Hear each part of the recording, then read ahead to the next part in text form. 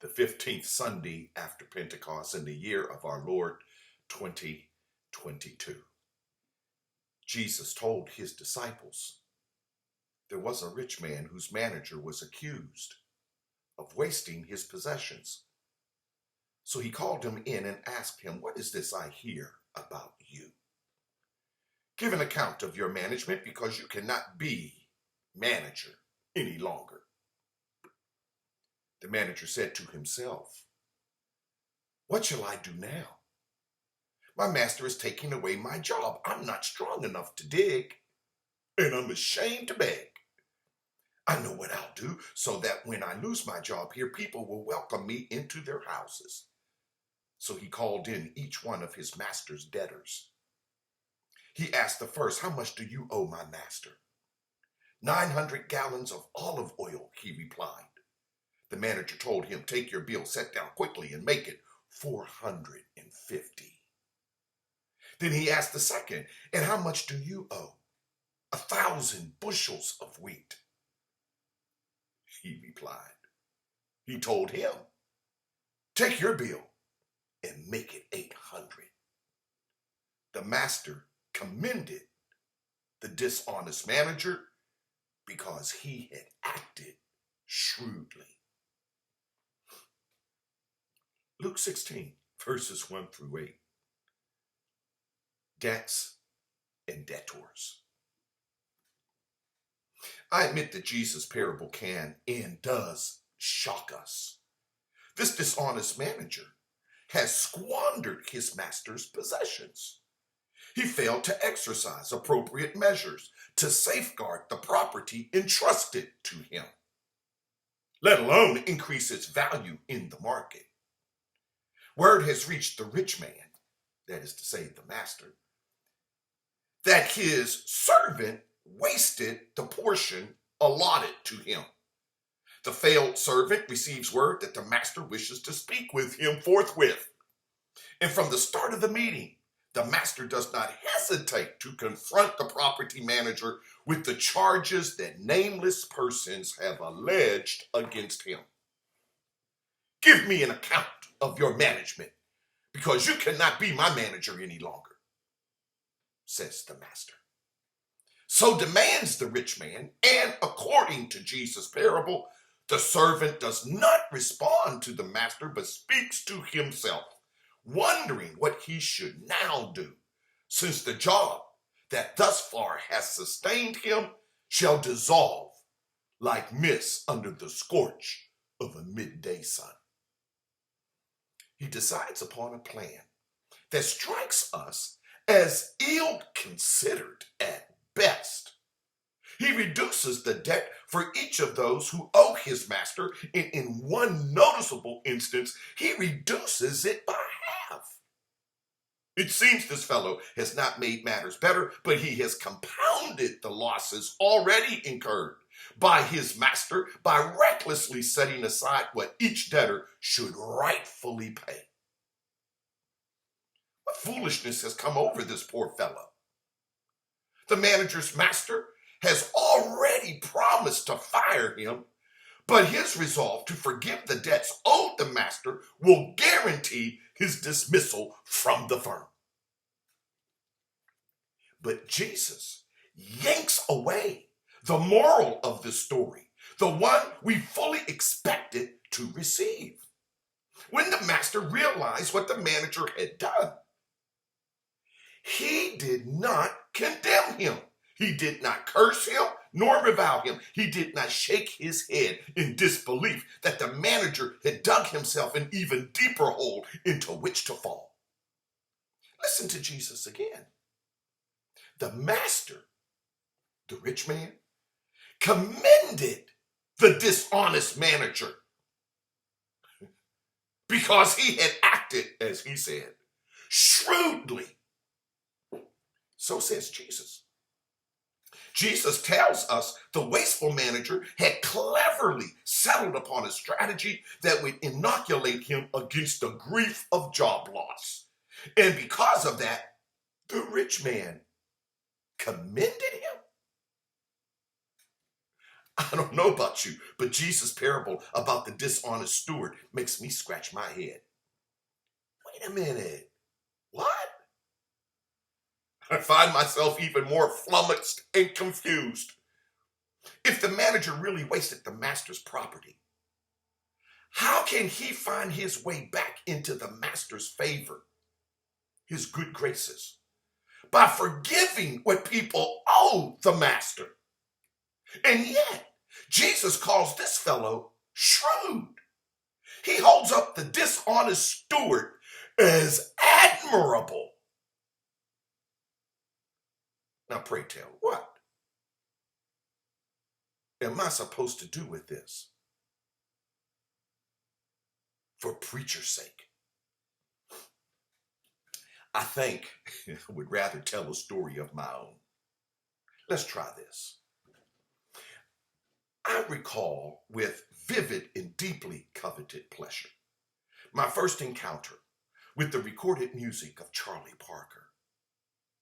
Bird, as acolytes, musical disciples, and avid fans all called him, possessed a quicksilver genius for jazz improvisation and composition. His instrument of choice, the alto saxophone, revealed his keen, even Promethean mind for sparkling, ingenious, and enraptured variations on any given theme or melody, no matter how hackneyed, uninspired, or pedestrian. Bird could transform a schoolyard children's song into high art. He would and could and did take How High the Moon, a rather threadbare tune, and transmute it into a thrilling musical skydive he renamed Ornithology. Parker, like any other long-winged bird, could fly. In the first moment of my acquaintance with that one song, I knew that Charlie Parker, though dead at 35 in 1955, had a gift from heaven. I had come into my second year of college in 1968, a scant 13 years after Bird had passed. I had purchased Bird's album from a recycle bin in a local drugstore. And after listening to it with frothing enthusiasm over and over again, I resolved right there and then to purchase anything and everything I could find that Charlie Parker had ever recorded. I also determined to read anything I could get my hands on concerning his life from birth to death. I soon discovered that those in the know universally regarded Bird as a jazz god. His technique was peerless, his velocity hair-raising, his imagination endlessly creative and fertile, his execution soulful, and his timbre eerily brittle and edgy.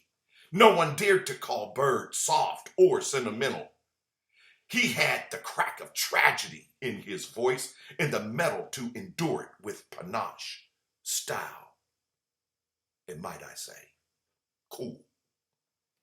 I found myself popping my fingers to Donna Lee, catching my breath to his reinvention of the changes to Cherokee in a jazz etude he would call Coco, and swooning in a blues reverie to his Parker's mood. Bird bequeathed me the treasure of a soul God had crafted, a soul on fire with the burn of heaven. So it grieved me to learn that from an early age, Bird, some say as early as 14 years of age, had fallen under the spell of a horrific addiction to heroin. How had he lived with the demon for as long as he did? And how had it robbed him of the full flowering of his gift? These questions left me in dismay. Indeed, so widespread had his influence on all other musicians become, regardless of instrument, that one after another of so many of them mistakenly believed that the high would similarly free them to an extrasensory ability to sing like Bird.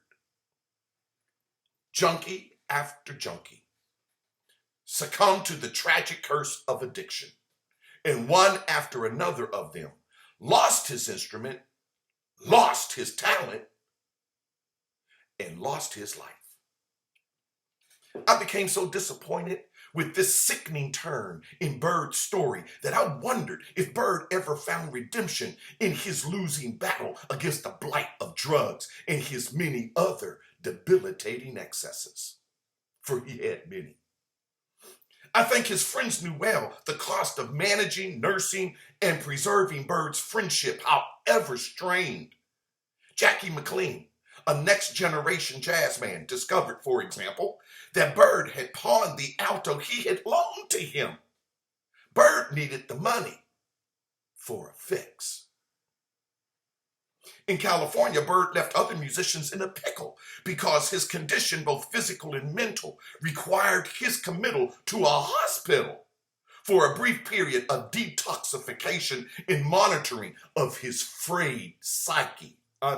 He came apart in California. Bird wasted what God had given him, no doubt. He had squandered what God blessed him to manage, an endowment extraordinary and monumental. When he lost McLean's saxophone, McLean did something I little understood at the time when I first read about it. He forgave Bird.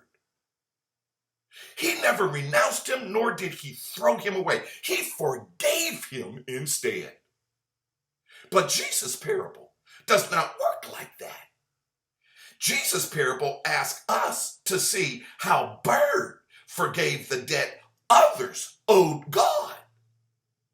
Now, the key to Jesus' parable, I think, appears right there. It's not Bird. It's the master. And the master, dare we say, is God. Bird recklessly risked his prodigious gift to a fare-thee-well, but he never forgave anyone else's debt. He pleaded for the forgiveness of others instead. So I must admit that my use of Bird to grapple with Jesus' parable breaks down right there. But the master, that is to say, the rich man, has allotted to all their share of his property to husband, to care for, and to steward. I might have better luck there if we can all agree that God grants each of us some gift, some store of divine property. Each of us. The questions God will put to every one of us at the end of our days will ring in our ears with a steadfast insistence. What have you done with what I gave you? How did you manage the incomparable powers I entrusted to you?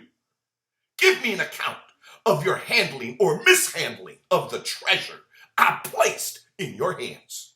And finally, what have you to say for yourself? Charlie Parker lived his life in the public eye and ear. His exhilarating performances left listeners and fellow musicians agog with astonishment and wonder at the transcendent scope of his musical inventions.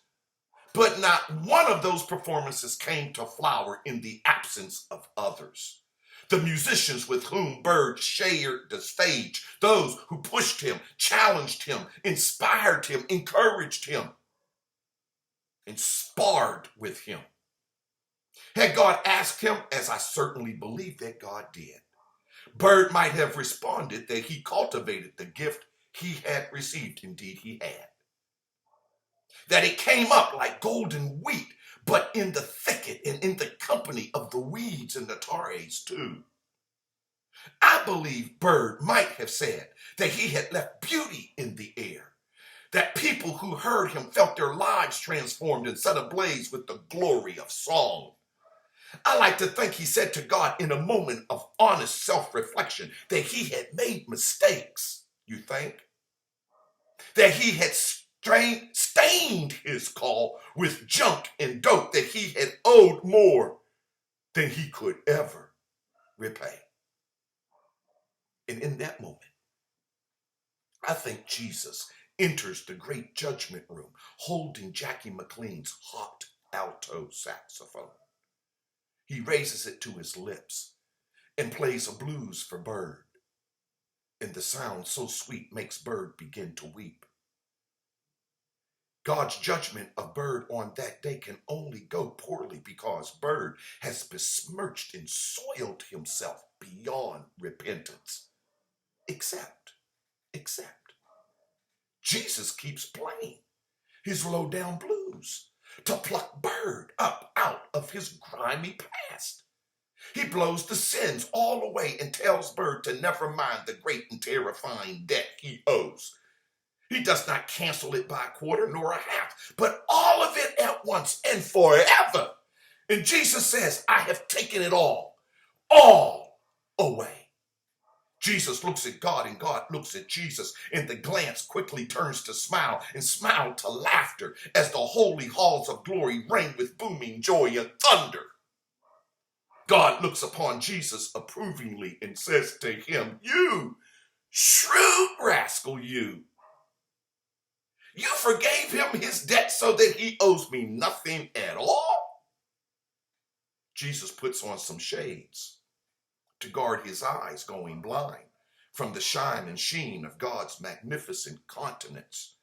He smiles again and he says, my nature compels me to save the lost, the sinner, and the squanderer, to cancel debts and to repair the breach. How do you like that? And God, leaning back in his eternal throne of grace, winks at Jesus with love divine and says to him, that's my boy. I like the way you played your life, your 3-year solo to save the world and give it spice. Charlie overheard it all. Bird setting off to the side, heard it all. And suddenly, the prayer he had heard his mother pray before he began to pinch his veins came to mind again. Forgive us our debts as we forgive our debtors. In Jesus' parable, the dishonest steward forgives people their debts so that when he suffers dismissal, he might find a welcome in their homes.